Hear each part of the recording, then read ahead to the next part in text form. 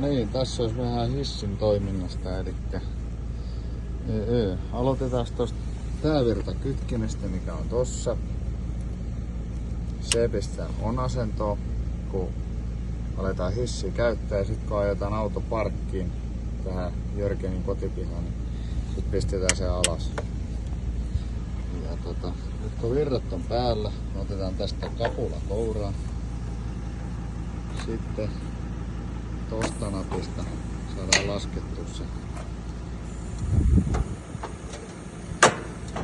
tohon asentoon. Oho.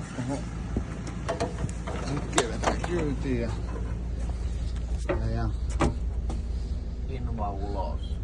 linva ulos. Niin. Tosta. Täällä on tämmönen punainen nappula. Se painetaan alas. Ja sitten tää liikkuu tässä suunnassa tällä. Automaattikiristys. Niin, se kiristää automaattisesti. Sitten kun laitetaan kiinni, niin ei tarvitse painaa edes punaista nappia. Eikö hetkonen? Tarvii, joo. Sittenkin. Ja sit ihan vaan kiinni. No. Ja. Sitten on tämmönen lannevyö. Lannevyö, elikkä se vaan on tää lattian rajas kiinni ja se vedetään sit masun ympäri. Joo. Ja edes on sama. Edessä on täysin samanlaiset tämmöiset Lukitukset. kiinnitykset ja tulee tommosia samanlaisiin koukkuihin kiinni. Ei tässä varmaan mikään ihmeempää. Nyt tässä vaiheessa Jörgen alkaa itse perustella tuolta ulos ja nyt katsoo vähän, että tulee suoraan.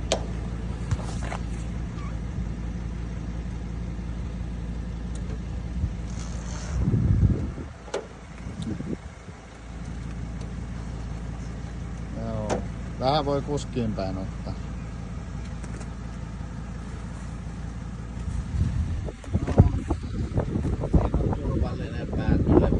Joo, tää on hyvä hissi, kun tässä on tää päättökävy. Noin, stop. Siinä on hyvä. Ei pääse vahingossa menemään yli. Ja sit kun Jörgen on kyydissä, niin tosta on alaspäin nappiin. Hyvin turvallista. Näin saadaan maastua alas. Onko se ihan alhaalla? Joo, ei oo. On se. Aja. Se on alhaalla. Jaa.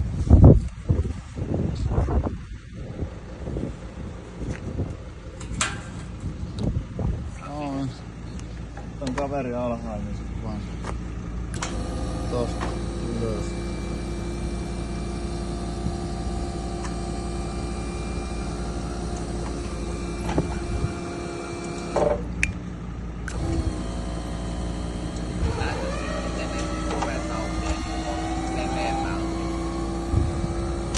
Joo. Jos ove tarvee avata jotenkin leveämmäksi, niin tuolla on tommonen klipsu. Pitää laittaa hiukan nyt kiinni. Sitten ottaa täältä vapaaksi ja sit työntää auki. Jos joskus tarvii. Ota vielä sit se virta pois siitä. Ai, joo, ja sit vaan kapula patkansa ja tosta napista se virta pois. Ei mene sähkö. Joo, se oli siinä. Noniin.